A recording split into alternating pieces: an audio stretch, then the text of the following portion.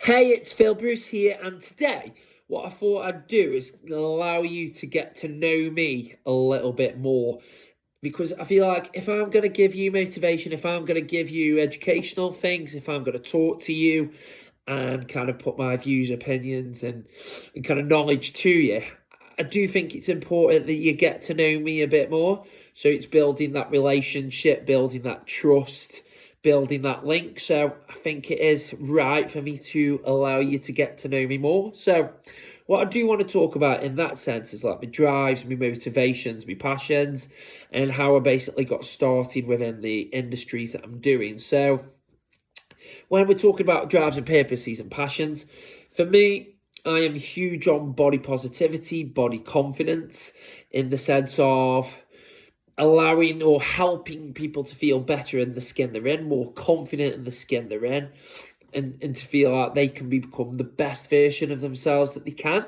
Because I feel like if you're positive or more confident in how you look and how you are, you're going to be more motivated and more driven to take care of yourself. You're going to feel like you want to be the best you can be. You want to go to the gym. You want to sleep well. You want to eat well. You want to drink well. You'll want to learn more, gain more knowledge, improve your career, finances, all that lot. And I do think a lot of that comes from the confidence and positivity, yes, of the body and also of the mind, taking care of that.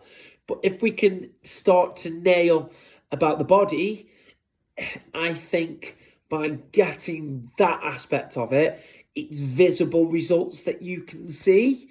You can see that your body's getting, you might be losing weight, or you're getting fitter, you're getting stronger, you're getting healthier. You can see that. And if you can start to see those results, that's how it transfers across into various aspects of your life. And now that kind of links in with me personally, is my story where I was at school and at college, and my weight used to fluctuate so much. I'd be thin one time, then I'd put a load of weight on, I'd be overweight, then thin, and it kept being a vicious cycle with that. That was throughout primary school and high school.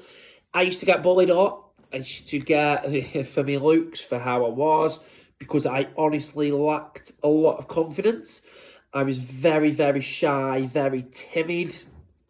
I was very driven. I was driven for football, and I was driven for exercise and health. So I've kind of always really had that within me. But I was very much, I wouldn't depend on others. I wouldn't speak to others. I'd basically just want to do everything myself. And I kept that kind of closed in. And yes, people did bully me quite a bit for it. I used to have a lot of spots. I'd have acne quite often. That would even go into my 20s. And yeah, so because I felt like I've been through all that, and I've had to work really hard to achieve things, I just felt like that's then pushed me on. And because I've seen the change that I've had, it's so rewarding then to be able to help others go through their story, their changes, and their kind of lifestyle improvement, shall we say. And that's a big external motivation for me, is to see other people benefit. Again, if we want to talk about things when I was younger, so I had this tooth here, was really turned to the side throughout primary school and high school. That affected my speech, so I wasn't able to pronounce words with it. Again, I got bullied a lot for that, so I had to have the tooth straightened, I had to have braces, which wasn't nice. But it's got an ever so slight twist still now, but it's nothing in comparison to what it was. So that was really twisted in that sense. Throughout kind of like my school years and colleges, because I got bullied, I developed a pretty nasty nervous tic. And I do have it a little bit now, but it's kind of controlled that a lot more over the years. But especially school, college, and early 20s, the tic would be really visible to see. So I have had that to deal with. So that's kind of like a mental aspect. It's kind of the stuff that was going on affecting me mentally. GCSE and school results and test exams and all that. I was never the smartest at school, but I would have to work really, really hard to get the grades that I did. So spending extra time after school, spending as much time as I could at home, just to basically catch up and get to a decent level where I'd pass. And luckily, I passed all my exams in 2005 at ending high school. I got GCSE grades C's and B's. I know it's changed to numbers now, but that's what it was at my time. And then at college, again, to be honest, I just kind of wrote to death. And I just thought I'm going to put as much writing in my essays as possible, so I ticked the boxes. Managed to get a triple distinction for the sports course that I did there. And then I went to university, so I went to Staffordshire University and did a sports nutrition and science kind of degree. I got a 2-2 with that. I think if I remember, I was one module off 2-1. Again, that was a bit more difficult because you had a word count. So you could only write so many words, and rather than boring the lecturers to death, I had to write it within a certain number of words. And I found that difficult because I like to really expand on stuff and make sure I'm covering it. I have pretty certainly had ADHD for a number of years as well. Again, I've never had it kind of ticked off by a doctor, but it is pretty certainly there. Again, from people that I spoke to, our professionals that I spoke to, and other people, those traits are there. So I've had to learn to deal with that. So as you can see, there's been a lot of trials and tribulations within myself. And I wanted to be a professional footballer, a goalkeeper. Again, a mixture of height, so I'm 6'1", which is slightly on the small end for a goalkeeper. And most notably for me, a number of injuries that I've had. Every time I was climbing to a decent semi-pro level, I would get injured. Breaking things, little knocks, neck injuries. I've had quite a few of those. Back injuries, leg injuries that kind of put a bit of a stop to that. So that's why I play at the level that I do now, which I know I could play much, much higher, but it's about fitting it into my lifestyle and enjoying being there with friends at Borley Green, so that is. So yeah, as you can see, there's been many kind of trials and tribulations as to why then I've internally motivated myself, because I thought with all that going on, I don't want to be one of those that just accepts it. I don't want to think and have a fixed mindset and think, right, that's my cards dealt with, that's just going to be me. I've wanted to kind of improve myself and think, do you know what? I'm going to give everything my best shot. I'm going to put the daily work in. I'm going to read stuff, listen to stuff. I've had therapy as well. I'm going to, as I say, improve myself, fitness, health, all that kind of thing to be the best that I can be. So I've really pushed that through. So I've kind of developed a growth mindset on that over the years. And then because I found that it's helped me to succeed and it's helped me to improve, I've kind of always then wanted to give back and help others. And that's why I talk about it a lot on social media. I do a lot of the posts and the pictures and the videos, is things that are relatable to other people, things that are real to other people, and things that are kind of achievable. Not easy, but they are achievable. The things that you can do, and as I say, are realistic without being too neatened up. Again, that's why I've been big on the modelling and doing like the clothes, the underwear, the implied, and then some nude work.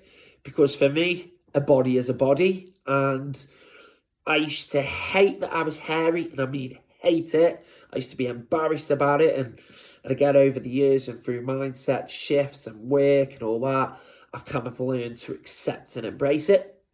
Which is why then I have tried to put that out there to show that, look, I like how I look. I feel more confident how I look. And I want to try and help others with that. And I do have a clear kind of sense of mind for me that I'm not super, super ripped. I'm not super, super muscular. I'm fit, I'm healthy, and I look natural. And I am natural, which is the most important thing.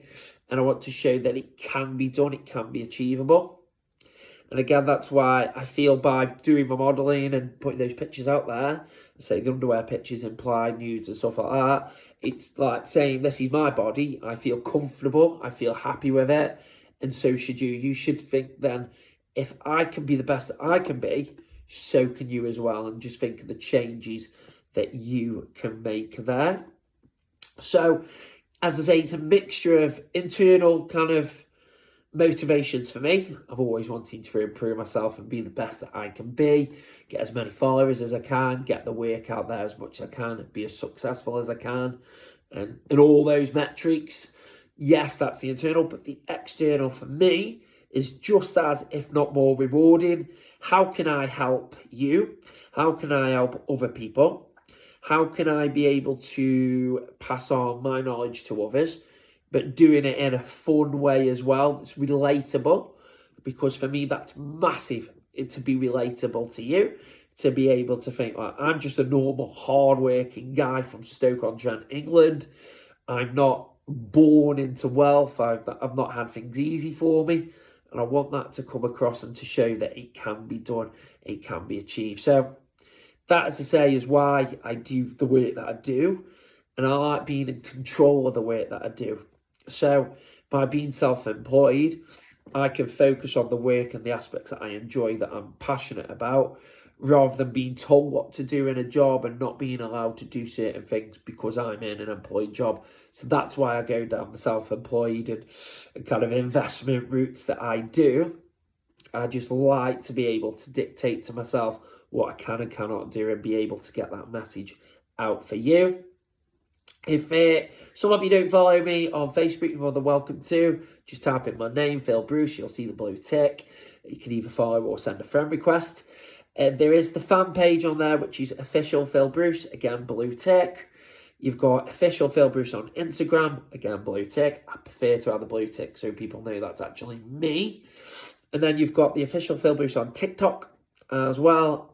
I think it's Phil Bruce 89 is my username on X, but it is Official Phil Bruce.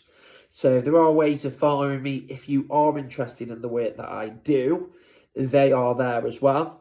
The platforms that can be accessible for everybody. But yeah, I just thought it might be useful, it might be helpful that you get to know a little bit about me and the stories and the reasons for why I do what I do, and how you get to see that because I had my challenges when I was younger, when I had to work really hard when I was younger, and because I've had to come through a lot, how then by me getting the results and me coming over the other side, I've then wanted to help others to do it as well. And I've wanted to make it fun and enjoyable, with the kind of purpose and mission being to make you feel good, and make you feel good in the skin that you're in, and feel better and want to be the best that you can be. So yeah, I hope you found that useful. It's a bit of a different video, just trying to build that relationship with you. So I will post more kind of videos like this as well, just getting bits of nuggets and talking more about me so you get to know me. But again, the variety, the most of the videos will be focused on how I can help you. They always will. So yeah, I hope you're having a great start to the week. Keep doing what you're going to do. Enjoy it. Have a smile on your face. And I look forward to seeing you on the next video. Bye.